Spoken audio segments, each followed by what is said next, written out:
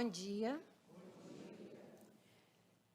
Olha, com muita alegria que comparecemos aqui nessa manhã e com 32 anos de Centro Espírita Maria Angélica, ainda me emociono ao entrar e ser acolhida com tanto amor. O mesmo amor que há 32 anos eu fui acolhida nesta casa. Então é sempre uma alegria muito grande. Então que a gente possa contribuir com o nosso estudo nesta manhã, nos ajudando aí a refletir sobre um tema bem difícil, bem complexo, porque é um capítulo pequeno, na verdade, mas é muito complexo e a gente tem que atentar para essa situação, porque, vejam só, não separeis o que Deus juntou, é o capítulo 22, com 2 itens para nós: indissolubilidade do casamento e divórcio. E, por incrível que pareça, Allan Kardec não colocou instruções dos espíritos. Não tem. Eu procurei, não achei instruções dos espíritos. Então, isso já é uma reflexão para nós. Vamos dizer, esses desafios são nossos, de quem está aqui encarnado. Então, é o próprio Kardec que vai fazer a reflexão dos 2 itens, indissolubilidade do casamento e o divórcio. E Allan Kardec ele começa com uma passagem de Jesus, que também não é uma passagem fácil, não é? Então, eu vou ler para vocês essa passagem, que ela não é assim tão pequenininha, mas a gente não pode pular. Está em Mateus, tá? Capítulo 19, tem 3 a 9. Então, indissolubilidade do casamento. Então, é nesse primeiro item que Allan Kardec coloca essa passagem de Jesus. Vamos juntos, preste atenção. Também os fariseus vieram ter com ele, com Jesus, para o tentarem, e lhe disseram: será permitido a um homem despedir sua mulher por qualquer motivo? Ele respondeu, Jesus: não lestes que aquele que criou o homem desde o princípio os criou macho e fêmea, e disse: por esta razão o homem deixará seu pai e sua mãe e se ligará à sua mulher, e não farão os 2 senão uma só carne? Jesus está questionando. Assim, já não serão 2, mas uma só carne. Não separe, pois, o homem o que Deus juntou. Mas os fariseus continuaram, né, diante da resposta de Jesus. Mas por que então, retrucaram eles, ordenava Moisés que o marido desse à sua mulher um escrito de separação e a despedisse? Jesus respondeu: foi por causa da dureza do vosso coração que Moisés permitiu despedisseis vossas mulheres. Mas no começo não foi assim. Por isso, eu vos declaro que aquele que despede sua mulher, a não ser em caso de adultério, e desposa outra, comete adultério. E aquele que desposa a mulher que outro despediu, também comete adultério. São Mateus. Difícil, não? Gente, eu estou há dias refletindo aqui. Né? Que é complexo. Você tem que voltar lá há mais de 2000 anos também para entender. Mas você tem que voltar também à época de Moisés. Você tem que ir ao Gênesis, ao primeiro livro, ao principal livro de Moisés. Você tem que passar lá pelo Deuteronômio, onde estão essas informações. E quando você vai, não é, buscar na Bíblia, porque você tem que buscar no Antigo Testamento, a linguagem também não é tão fácil de compreensão, não é? Então, vamos por partes. Bem, os fariseus adoravam tentar Jesus. Tentar não é só ficar provocando. Eles também gostariam de saber até onde ia o conhecimento de Jesus. E eles tentavam, vamos dizer assim, a todos que chegavam ali. Eles eram doutores da lei. Doutores da lei são aqueles que conhecem a lei, certo? Então, Jesus sabia com quem estava falando. Eles não sabiam com quem eles estavam falando, é diferente, né? Então, eles vão e perguntam, será permitido a um homem despedir sua mulher por qualquer motivo? Aqui, esse por qualquer motivo é que faz a diferença, porque o divórcio já existia, sempre existiu. Então, já havia essa carta. A mulher, quando casava, ela também recebia um dote, porque, caso o casamento não desse certo, ela não ficava desamparada, não é? Então, olha o que Jesus vai dizer para eles. Não lestes que aquele que criou o homem, não lestes, isso significa o quê? Que aquilo estava escrito. Ora, um doutor da lei leu. Então, ele pegou, não lestes? Como é que pode? Você está aqui, né? Me testando aqui, você não leu o que estava escrito? Então, Jesus pergunta, não lestes? Porque se você, eu fui tanto ao Deuteronômio quanto ao Gênesis, e lá diz, né, que há duas versões. Quando Deus criou, né, vamos dizer assim, o homem, ele criou primeiro o homem, significa o quê? O espírito, que nas suas necessidades evolutivas reencarnam como homem, como mulher, pelas necessidades reencarnatórias. Mas está lá, inclusive, há uma passagem do Gênesis muito interessante, eu até anotei aqui, capítulo 2, 24, depois o 1, 27, e no Deuteronômio 24, item 9. Você vai observar que, na criação, aí Deus criou Adão, como Adão sendo o nome, para homem e mulher, não importa, é o espírito. Adão, espírito.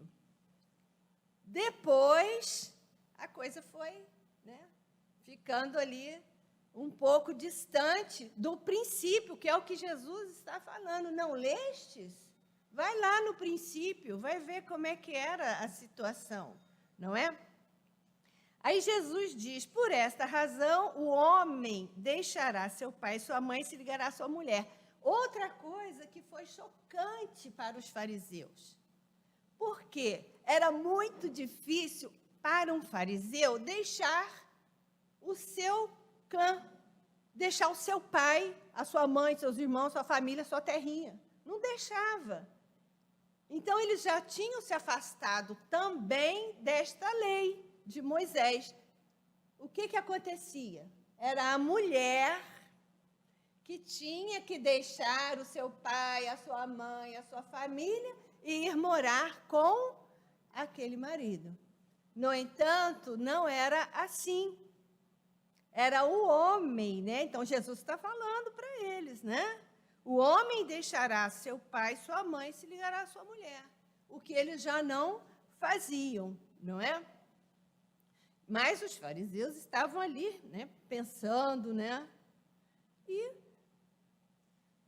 tinha, naquela época, duas escolas importantes que estudavam, né, todos esses preceitos. Uma de Hilel e outra de Shammai.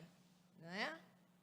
Hilel era um pouco mais flexível, Shammai era mais rigoroso. Então, havia já nessas duas escolas aquela situação de separação por um caso, vamos dizer assim, mais sério, e tudo bem, recebi a sua carta lá de repúdio, mas tinha, no caso de Léo, a separação por qualquer coisa, que é justamente isso que eles estão perguntando a Jesus. Se era justo despedir sua mulher por qualquer motivo.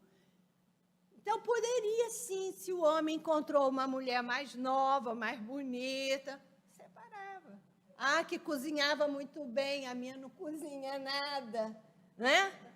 A minha é assim, podia.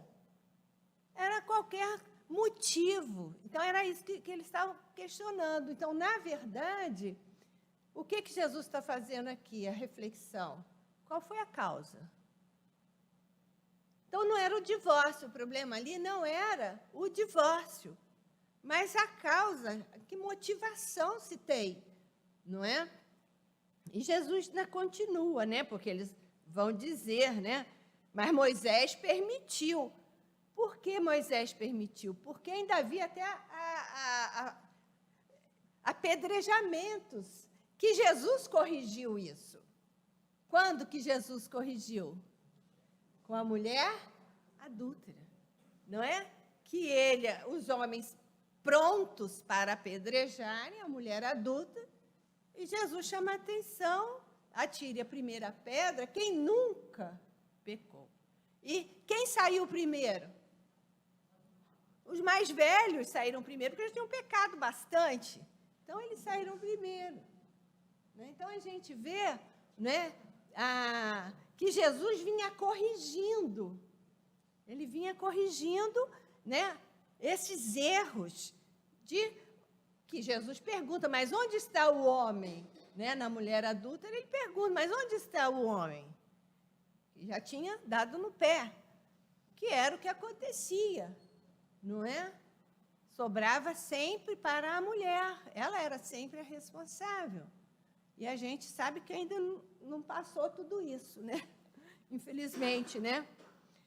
Aí eles perguntam, mas por que então Moisés disse que poderia dar uma carta, né, para despedir a sua mulher? Aí Jesus diz, foi por causa da dureza dos vossos corações. Da dureza dos vossos corações. Até para não acontecer coisa pior. Mas Jesus já veio corrigir as coisas piores que, né, saíram das leis civis, né, de Moisés. Muito bem. E Jesus ainda coloca, no começo não foi assim. Então, no princípio, se a gente vai lá no Gênesis e começa a ler aquele princípio, não era assim. As uniões ocorriam e havia o amor, ou o respeito, ou uma união, uma vontade de construir alguma coisa dentro da capacidade daqueles e daquela época. No começo não era assim, né? Jesus chama a atenção. Mas, pela dureza dos nossos corações, não é? E também, aí Jesus aqui ele vai colocar o quê? Né? Que vai chamar a atenção para o caso do adultério. Mas, para não ser também aquela coisa, minha mulher me traiu, né? Vamos apedrejar. O que ele faz? O homem que se casar com a mulher também está cometendo adultério. E a mulher que se casar com o outro também está cometendo adultério. Então, qual era o objetivo aqui? Segurar, não é? E fazer com que as pessoas refletissem, né, na motivação daquela separação, não é? Veja que ao longo da história, como a mulher não sofreu, né? E não vem sofrendo ainda, né?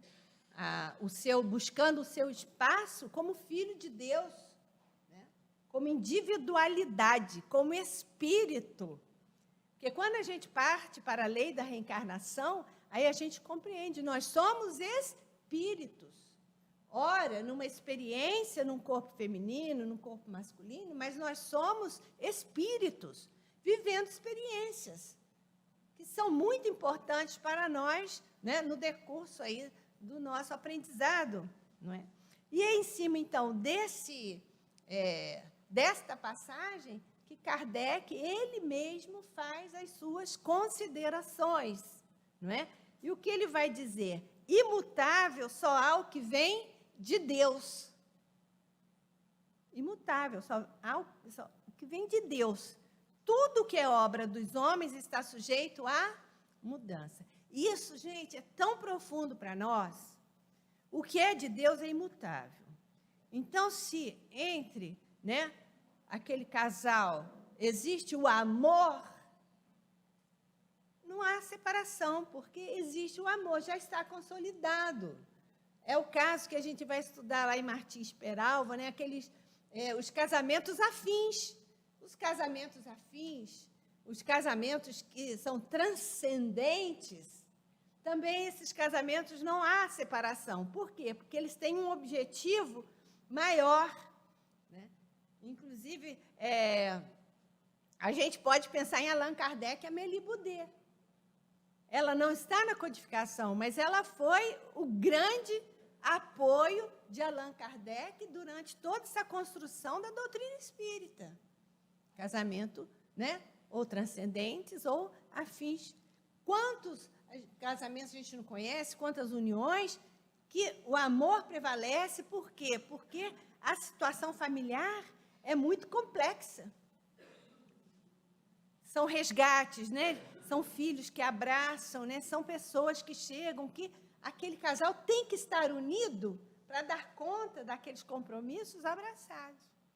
Mas nós vamos encontrar também os casamentos, né, como diz Martins Peralva, ele vai destacar 5 tipos, né, só para... Isso não é aquela coisa assim, religiosa, é só para a gente estudar um pouco, refletir um pouco nos casamentos acidentais, que são aqueles que nem estavam previstos na espiritualidade.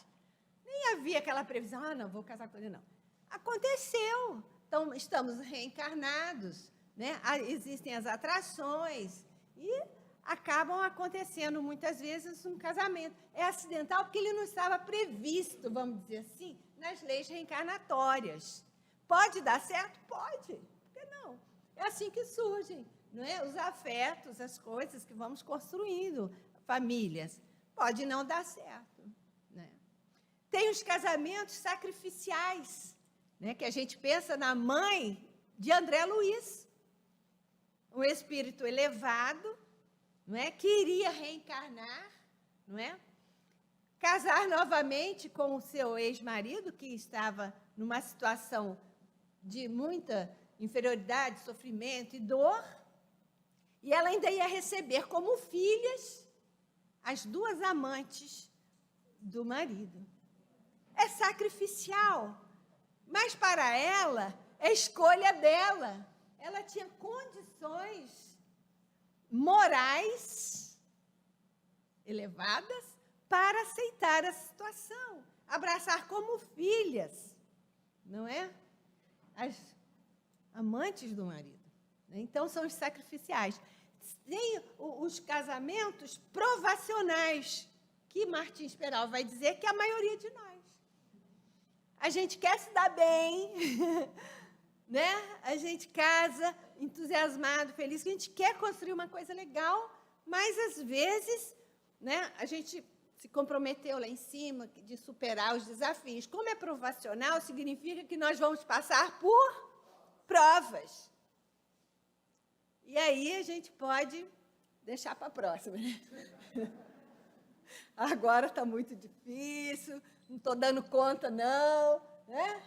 E pode ser que numa outra a gente receba esse marido como filho, que aí conserta. Né? Ou receba a mulher como filha, né? Também conserta.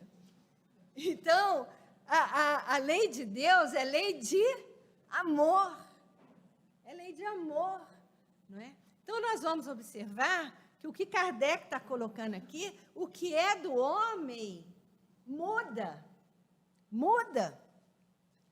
Vejamos, a gente acorda de manhã com um pensamento. Olha, hoje eu vou fazer isso, eu vou arrumar essas gavetas, eu vou ligar para minha mãe, eu vou fazer...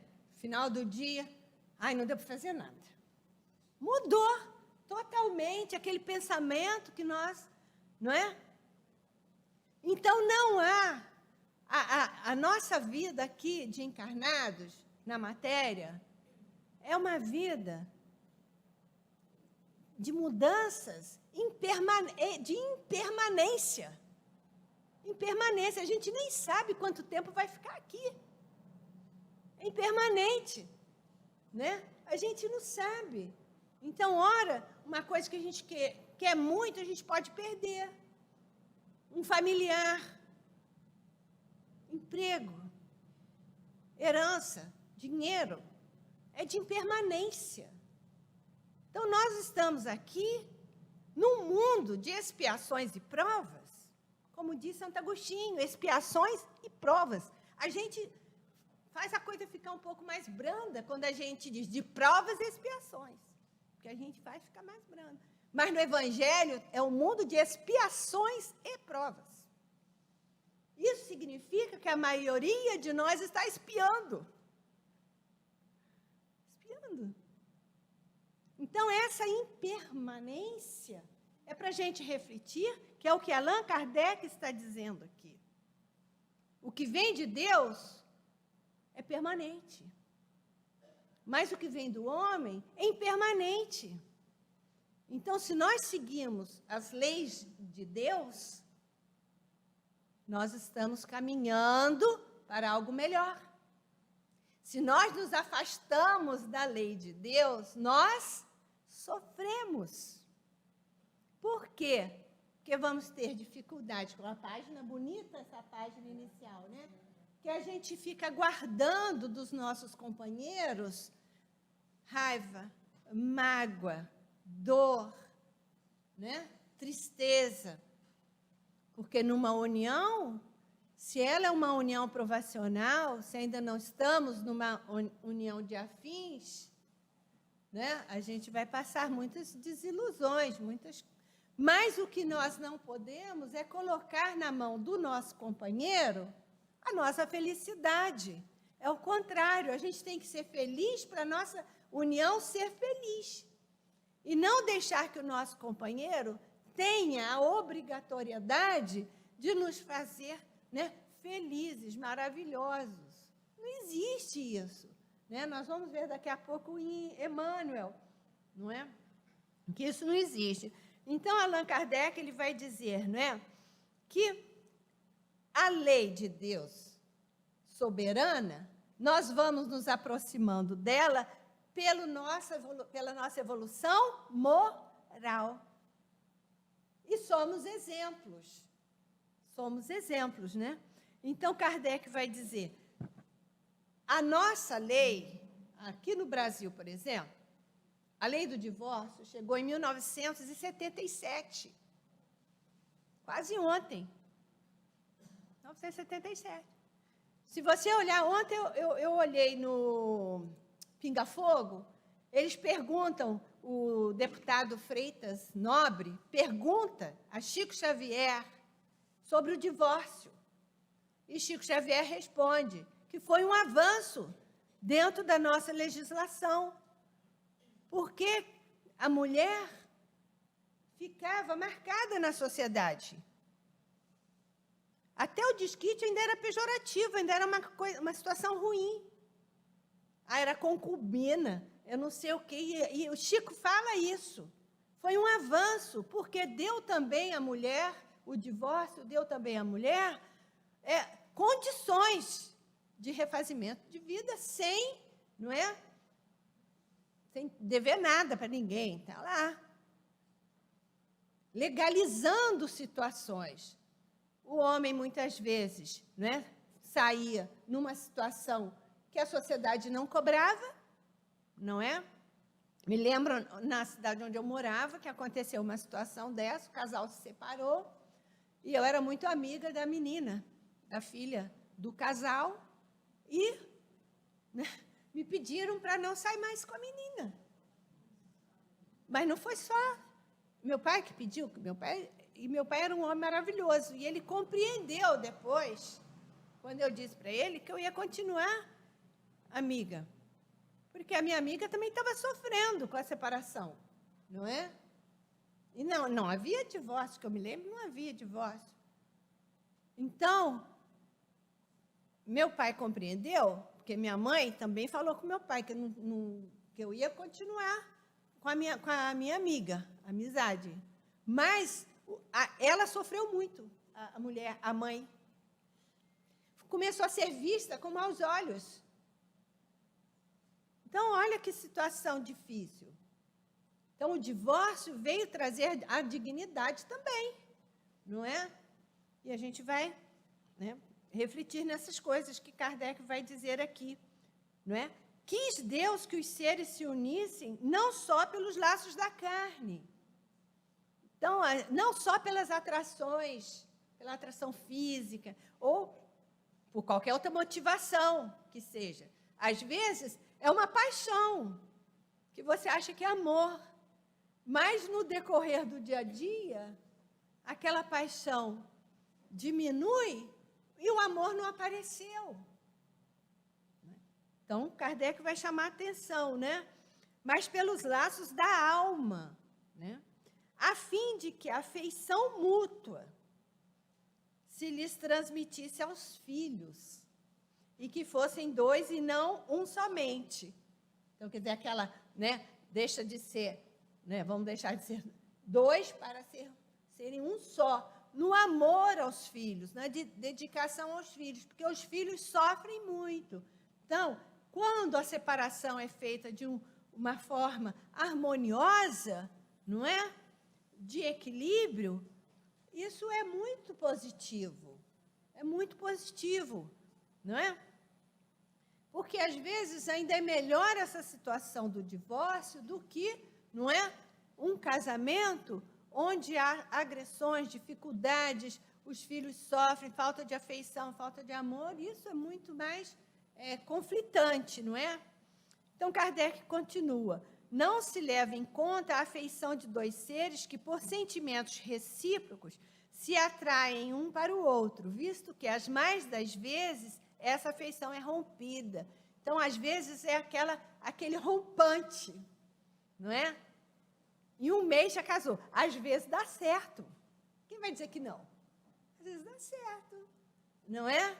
Mas, em muitos casos, não, né? Então, quando tudo vai melhor consoante esses interesses, disse que o casamento é de conveniência. Então, ainda existem os casamentos de conveniência, não é? Financeira, qualquer outra conveniência. Então, ainda dentro desse rol, né, ainda tem os de conveniência, né?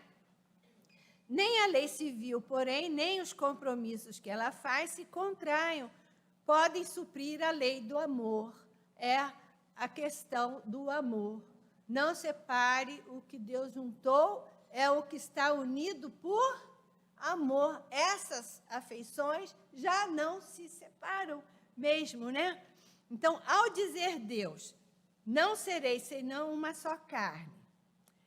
E quando Jesus disse, não separeis o que Deus uniu, essas palavras se devem entender com referência à união, segundo a lei imutável de Deus, e não segundo a lei imutável dos homens. Então, segundo a nossa lei imutável, todos nós estamos sujeitos a muitas situações. Muitas a gente não gosta, muitas situações nós provocamos, não é? Outras situações a gente cai ali, né? Sabe Deus por que motivo, mas há sempre uma razão, uma causa, não é? É o que Jesus, quando conversa com os fariseus, ele vai fazer os fariseus refletirem. Mas qual é a motivação, já que o divórcio existe? É despedir por qualquer maneira, por qualquer coisa, por qualquer motivo? É isso? Não é? Então, é isso que Jesus faz com que eles ali reflitam, não é? E comentando, né, sobre, então, o divórcio, acho bem interessante, né, no livro Vida e Sexo, que a gente recomenda muito, porque nós precisamos muito de Emmanuel. Eu penso que, não é? Nós, espíritas, precisamos muito de Emmanuel, porque Emmanuel é claro, é objetivo, tem um coração gigantesco, né? Se expressa pelo amor, né? Então, Emmanuel, nós devemos buscar as suas obras. Essa obra é maravilhosa, Vida e Sexo. Por quê? Porque vai passar por todos os caminhos, não é? Em torno do sexo, da família, do namoro, do ambiente doméstico. E vai chegar aqui no divórcio, página 41. Vamos ver o que o nosso Emmanuel coloca, que é para a gente refletir junto com Kardec, não é? Qual o motivo? Qual a causa? Por quê? Dá para ser diferente? Né? Dá para consertar? Ele repete essa passagem, ó, o divórcio é lei humana que tem por objeto separar legalmente, que é o que Kardec diz no capítulo 22, não é? O divórcio separa legalmente o que já de fato está separado. Não é contrário à lei de Deus, pois que apenas reforma o que os homens hão feito e só é aplicável nos casos em que não se levou em conta a lei divina. Qual é a lei divina? A lei do amor. Aí, Emmanuel começa. Partindo do princípio de que não existem uniões conjugais ao acaso, um é atraído pelo outro. O divórcio, a rigor, não deve ser facilitado entre as criaturas. Gente, isso aqui é para a gente refletir profundamente. Não é porque é uma lei, existe, mas que deve ser facilitado. O que é que a gente viu, não é? Na leitura do Evangelho. Por qualquer motivo. Então, vou despedir minha mulher, hoje a gente pode colocar, vou despedir meu marido, por qualquer motivo. Então, veja o que o Emmanuel diz, não deve ser facilitado entre as criaturas. Ah, vou me casar, não deu certo, separa. Então, não casa, não é? Não precisa.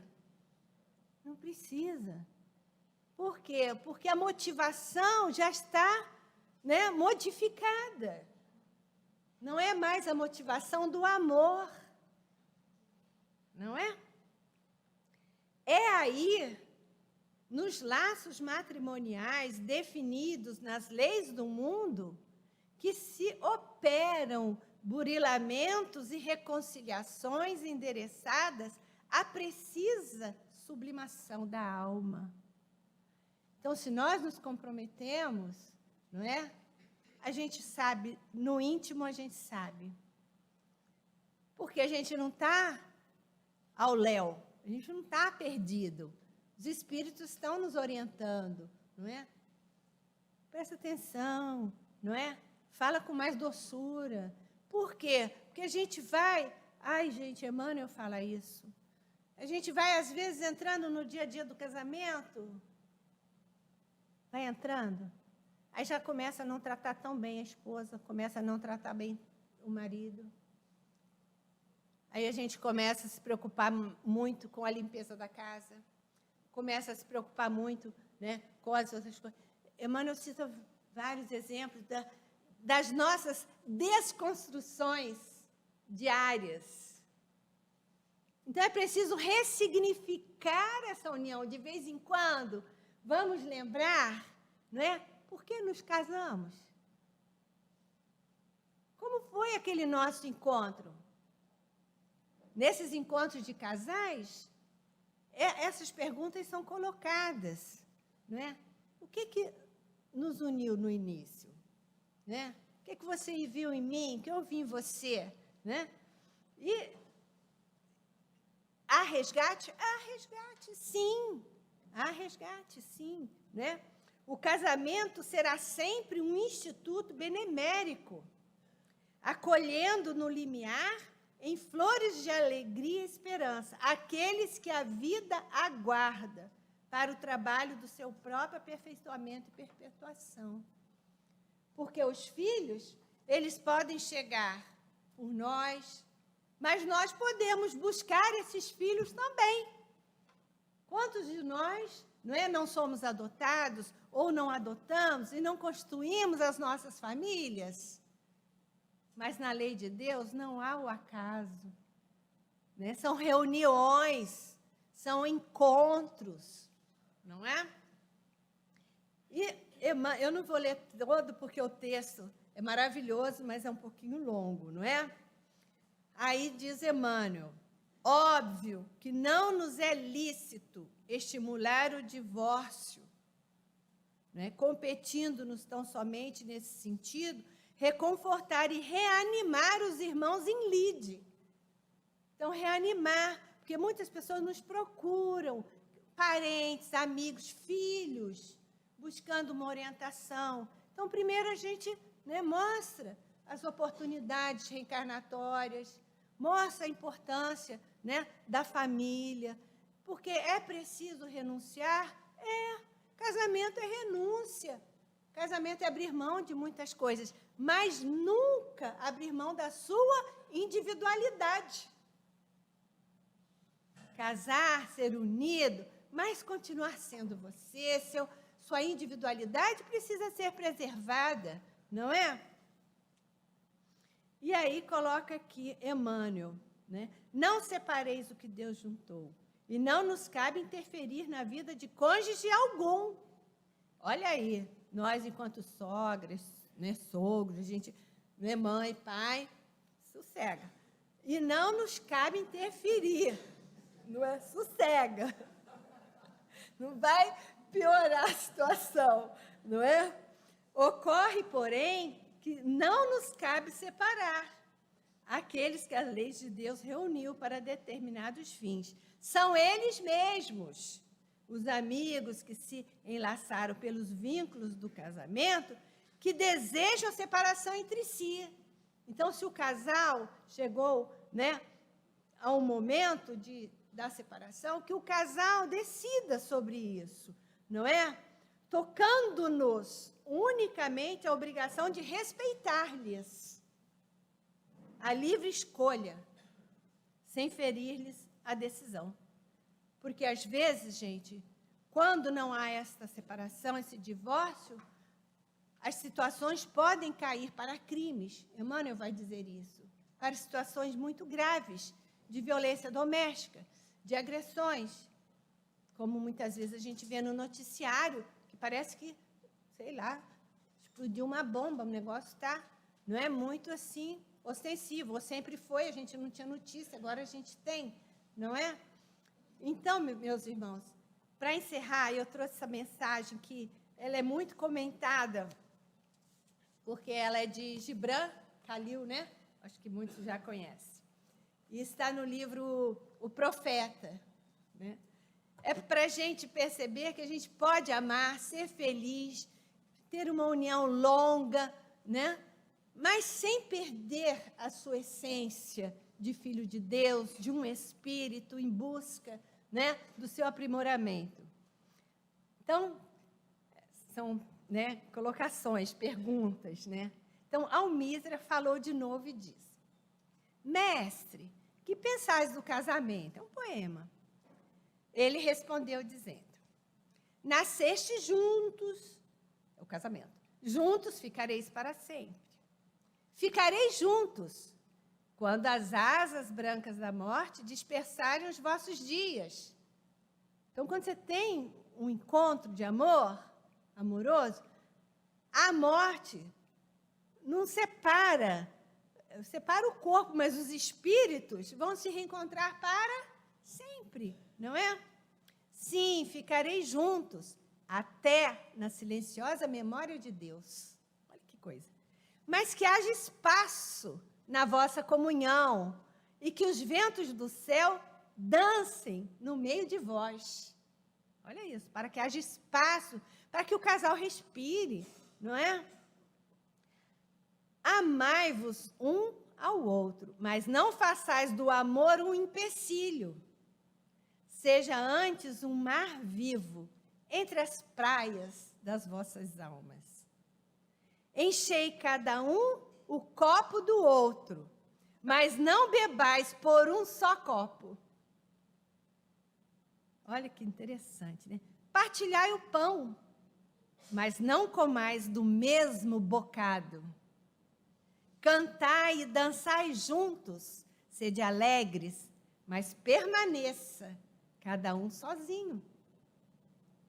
Como estão sozinhas as cordas do alaúde, enquanto nelas vibra a mesma harmonia.